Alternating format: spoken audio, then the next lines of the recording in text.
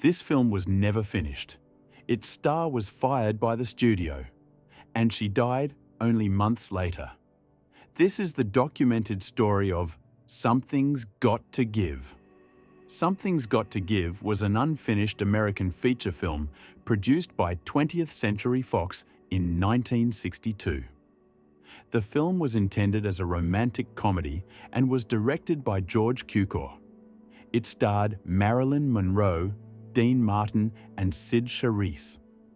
At the time of its production, Monroe was one of the most famous and recognizable film stars in the world. Today, the film is remembered not for what it became, but for why it was never completed. The project was conceived as a remake of the 1940 comedy My Favorite Wife.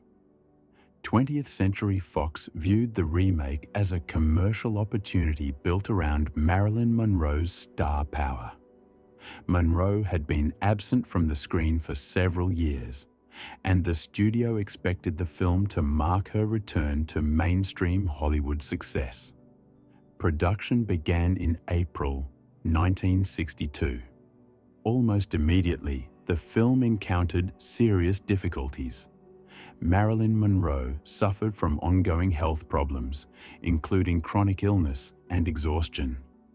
She was frequently absent from the set, leading to repeated production delays.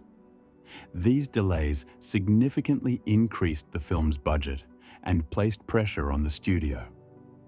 Despite these problems, Monroe did complete several scenes. Surviving production records confirm that a substantial amount of footage was filmed, including a now famous nude swimming pool scene that was intended to be playful rather than explicit. These scenes demonstrated that the film had progressed beyond the early stages of production. Tensions between Monroe and 20th Century Fox escalated as delays continued. Studio executives grew increasingly frustrated with missed shooting days and rising costs.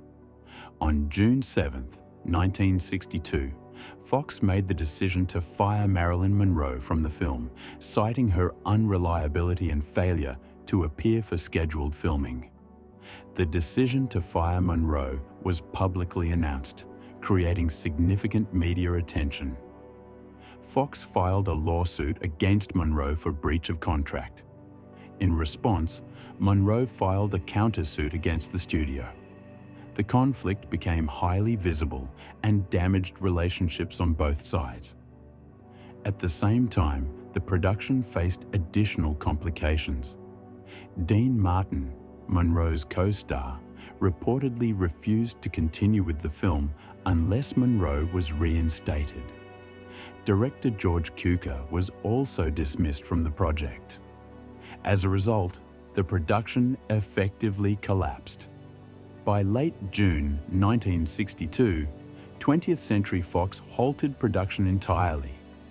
The studio began exploring alternative approaches, including recasting Monroe's role and restructuring the project. However, the original version of Something's Got to Give was effectively abandoned. In August 1962, Fox reached a settlement with Marilyn Monroe. She was rehired for the project under a revised agreement that included a higher salary and commitments to future films. Plans were made to resume production later that year.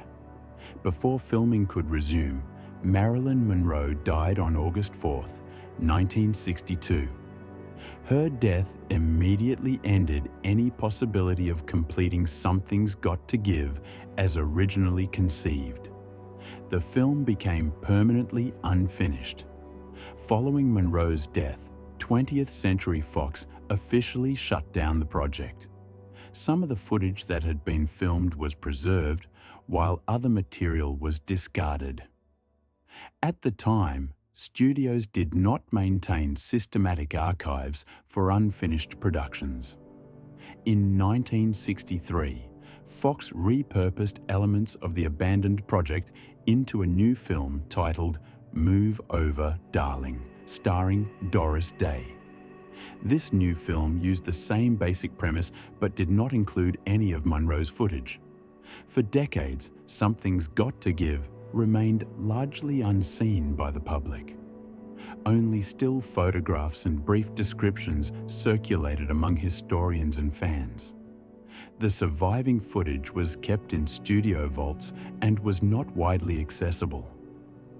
In the early 2000s, renewed interest in Marilyn Monroe's final projects led to the rediscovery and partial restoration of surviving footage from Something's Got to Give. In 2001, a reconstructed version using existing material was screened, offering audiences a glimpse of the unfinished film. This reconstruction did not represent a completed movie. Instead, it assembled surviving scenes, outtakes, and still images to illustrate what the film might have been. The reconstruction confirmed that Monroe had completed several key sequences before production was halted. The story of Something's Got to Give highlights the instability of Hollywood's studio system during the early 1960s. It reflects changing attitudes towards star power, contractual control, and production management. Monroe's situation revealed the limits of even the most famous actors' influence when confronted with studio authority. The film is also significant as Marilyn Monroe's final on-set appearance in a major Hollywood production. Although she later appeared in unfinished projects and personal recordings, Something's Got to Give represents her last substantial studio work. Unlike many lost films, Something's Got to Give is not completely missing. Portions of the film survive, but the project itself was never completed. Its status lies somewhere between lost, unfinished, and abandoned. Today, Something's Got to Give is remembered as a symbol of unfulfilled potential and Hollywood tragedy. It stands as a reminder of how production pressures, health issues, and studio decisions can converge to erase a film before it reaches the screen. The film's unfinished state prevents audiences from evaluating it as a complete work.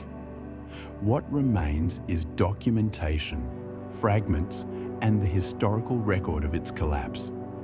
Unless new footage is discovered, Something's Got to Give will remain permanently incomplete. Its legacy is defined not by its success, but by the circumstances that prevented its completion. The story of Something's Got to Give is ultimately about more than a single film. It reflects the human cost of Hollywood production and the fragility of creative work when confronted with institutional power and personal struggle.